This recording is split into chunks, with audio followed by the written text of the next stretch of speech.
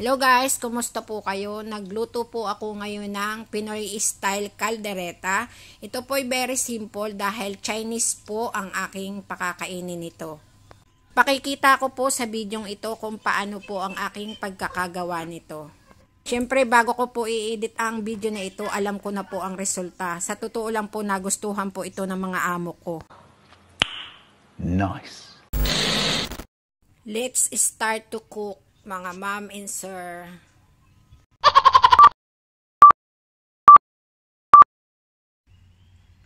Unay lagyan ng mantika. Yan. Pagkatapos i-fry itong hiniwang potato at saka carrots. Fry lang yan.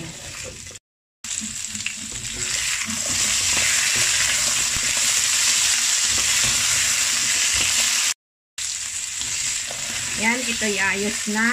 Ayos na ang pagkaka-fry. Ang gagawin, ipisit aside. Ayan.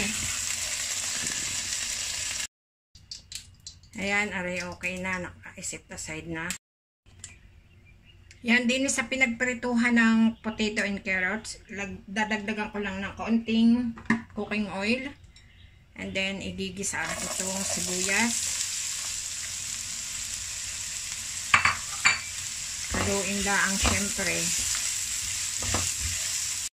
Ayan, pag ito'y namamango na yung sibuyas, ilagay naman ang bawang. Ayan. Haluin lang din.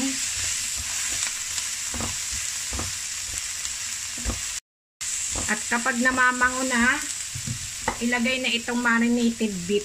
Ayan.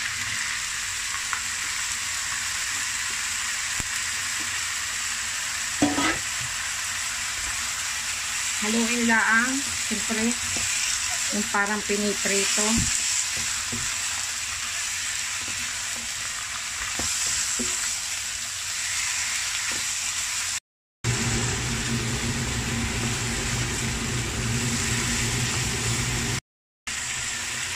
Aring beef nga palang ito ay overnight ko siyang minarinate. Ayan.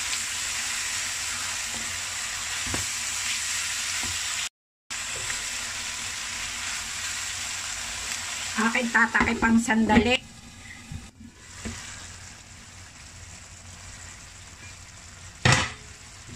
Ayan, nagtutubig ng kaunti.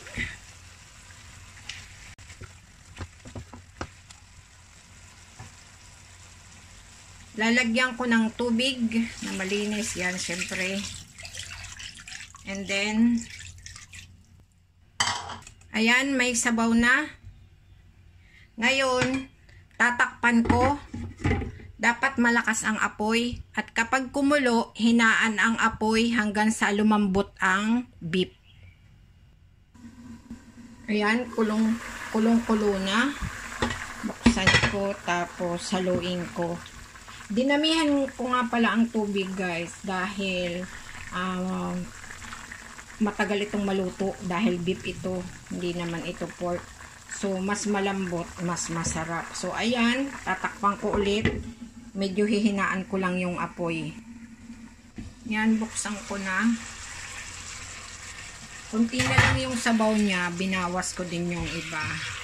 And then, check ko kung malambot na. Ayan. Sabi nga ng mga professional chef, kapag natutusok na daw ng tinidor, ay luto na. Ngayon, ilalagay ko na yung pinirito kong potato and carrot. Ayan. Tapos, ilalagay ko na yung caldereta powder. Powder kasi ang meron ako. Pwede rin naman yung sauce. And then, ilalagay ko na itong leber's bread. Moreno. Ayan. Ilalagay ko na lahat. Ayan. Wala naman na akong paggagamitan. And then, ngayon, haluin ko.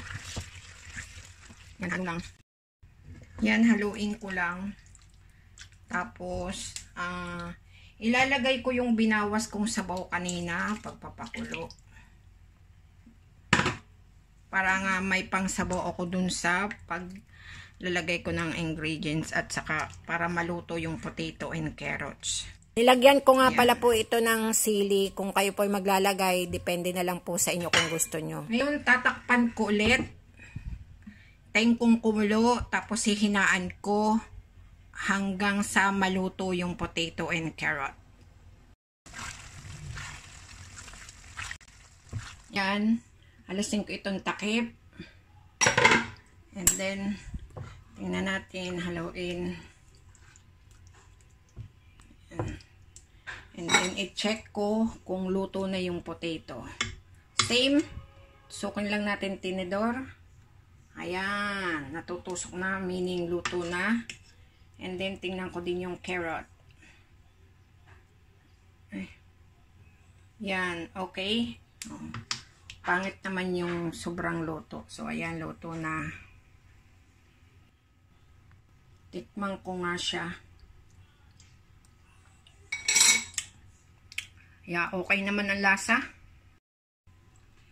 Ito nga pala, hindi ko na nilagyan ng marami pang lahok dahil ang pakakainin ko nito ay Chinese. Yan. Ayan, ready na po ito at napaka creamy. Ito nga po pala ay walang maraming ingredients dahil Chinese po ang aking pakakainin nito.